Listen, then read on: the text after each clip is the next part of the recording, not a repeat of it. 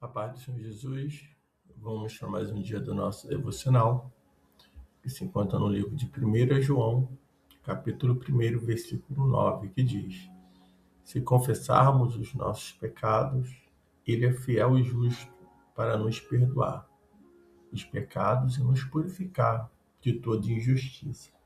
Estamos dando início aos devocionais no livro de 1 João, da onde vamos estar falando aqui sobre o verbo da vida, se manifesta em carne, falar sobre a palavra da vida.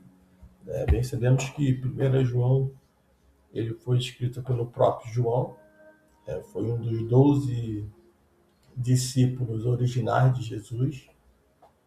Ele provavelmente foi o discípulo a quem Jesus amava, e junto com Pedro e Tiago, teve um relacionamento especial com Jesus.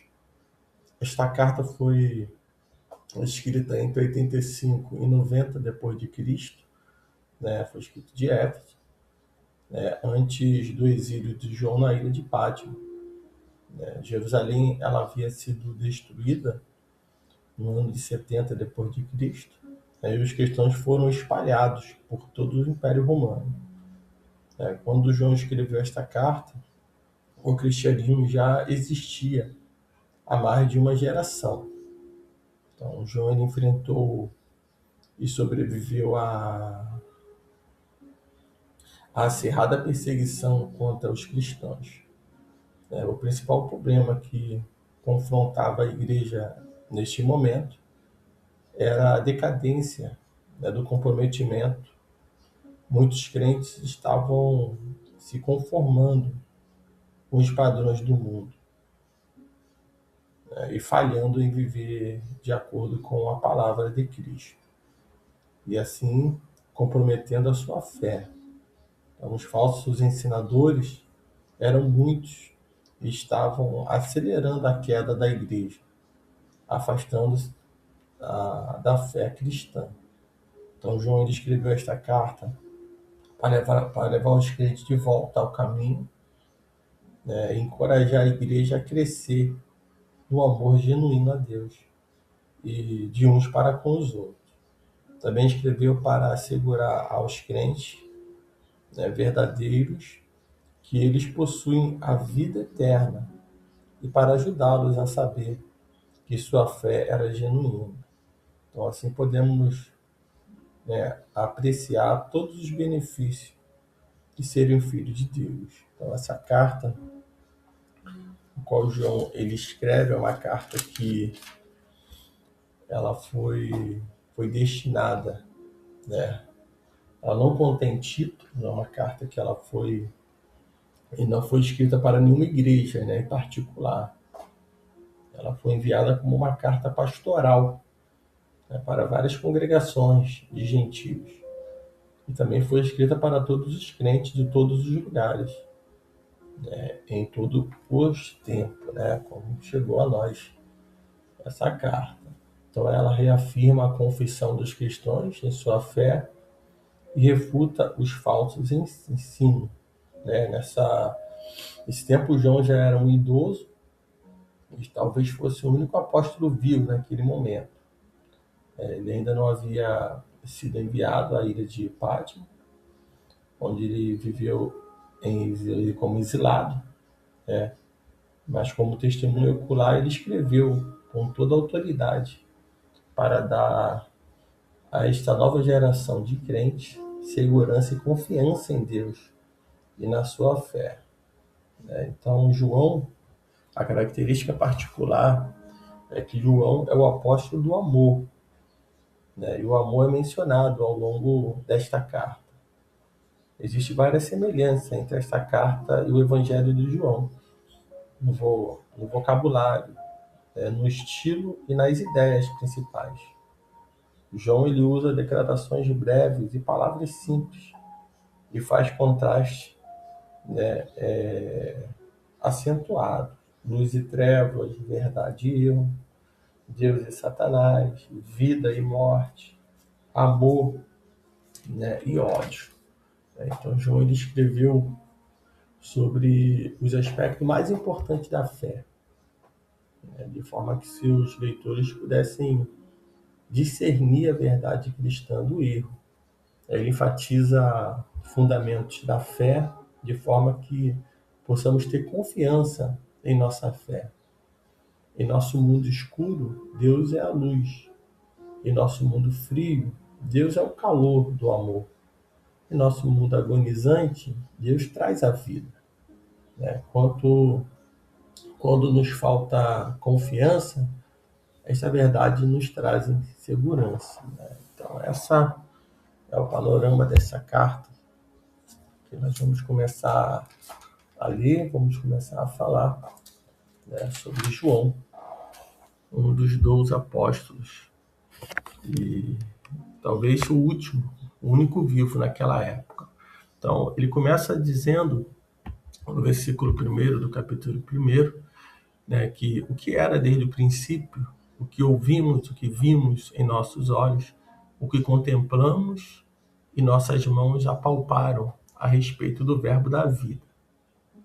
Pois a vida foi manifestada, nós a vimos, damos testemunho dela e vos anunciamos a vida eterna que está com o Pai, e a nós foi manifestada. Sim, o que vimos e ouvimos, isso vos anunciamos, para que também tenhais comunhão conosco. E a nossa comunhão não é com o Pai. Nossa comunhão é com o Pai e com seu Filho Jesus Cristo. Estas coisas vos escrevo para que a nossa alegria seja completa. Então, ele está dizendo que ele foi testemunha ocular, né? Ele viu, o que ele ouviu, né? O que ele viu, né? Ele contemplou ali, né? Apalpou ali, tocou no Senhor, né? No verbo da vida, o Senhor Jesus, né? Ele diz que ele foi uma testemunha, né?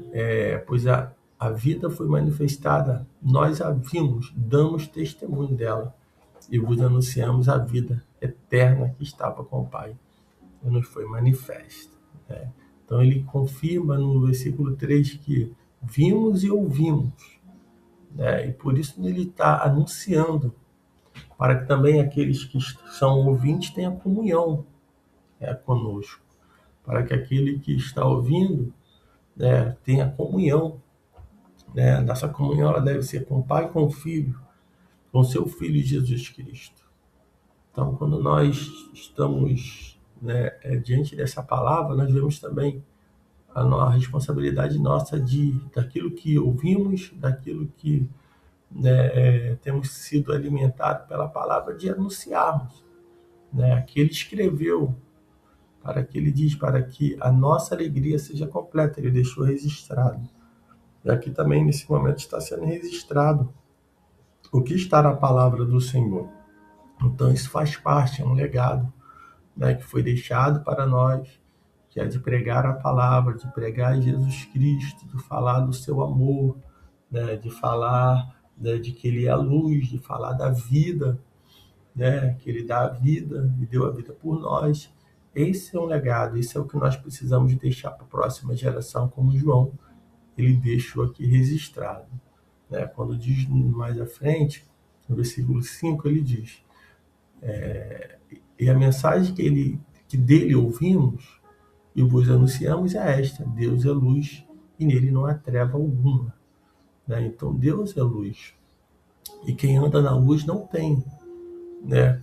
Quem não anda na luz, né? Se não estiver andando na luz, não vai ter comunhão com ele, não vai ter comunhão com o Senhor.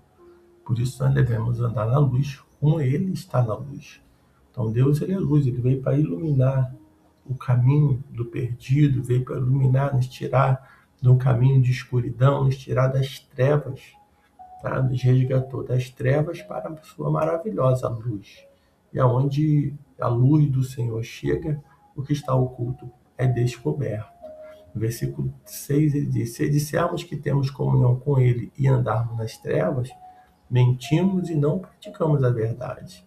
E que adianta falar que você é um cristão, adianta falar que você vai à igreja, se está andando em trevas, se está andando no mundo. Então devemos andar né, realmente andar na luz, ter comunhão com o Senhor. E quem não tem comunhão anda nas trevas, né, está mentindo, né, e não está praticando a verdade. Então, se está nessa situação, é tempo de voltar para o Senhor, não andar nas trevas, mas andar na luz, né? E para que possamos ter comunhão com o Senhor e não ter somente um rótulo de servo do Senhor, de cristão, de evangélico, e não andar na luz. Mas ele diz no 7, mas se andarmos na luz, assim como ele está na luz, temos comunhão uns com os outros. E o sangue de Jesus, seu Filho, nos purifica de todo pecado. Então, andando na luz, como ele está na luz, temos comunhão uns com os outros.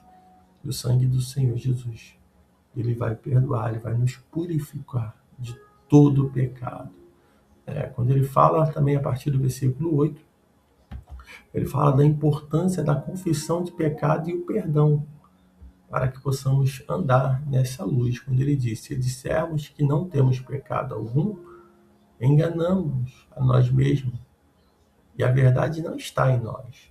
Né? Pessoas que dizem que não tem pecado, que não pecam, têm um coração bom, todos nós pecamos, somos falhos e carecemos de confessar e de pedir perdão pelos nossos pecados. Se dissermos que não temos pecado algum, estamos enganando a nós mesmos, pessoas que vivem enganadas, achando que não tem pecado, que não falha. Todos nós falhamos, todos nós pecamos, mas o sangue de Jesus Cristo, ele nos purifica, né, de todo o pecado.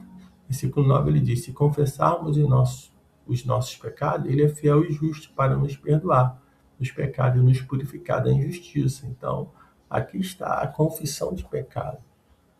Né? Não tem como ser perdoado se o pecado está escondido, está oculto. Não tem como ser perdoado se o pecado está, né, não foi exposto.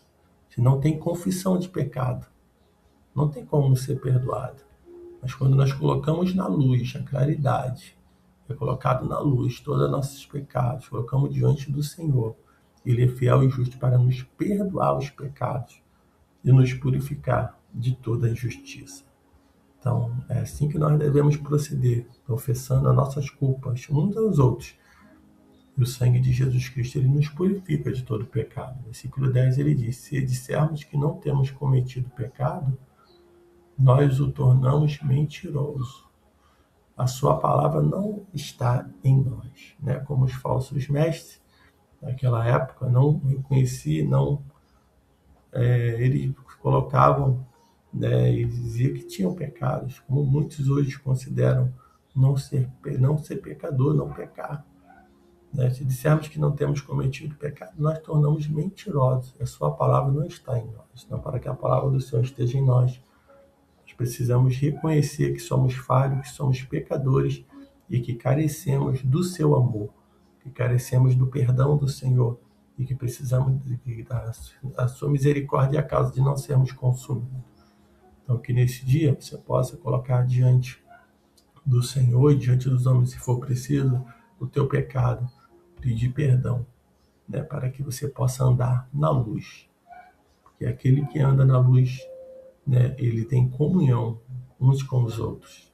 E o sangue do seu Filho, ele vai nos purificar de todos os pecados. Então, que nesse dia você possa ouvir essa carta que foi escrita para mim, para você. Você possa dar lugar ao Espírito Santo de Deus e compreender qual é a vontade do Senhor para a sua vida nesse dia. Que Deus te abençoe.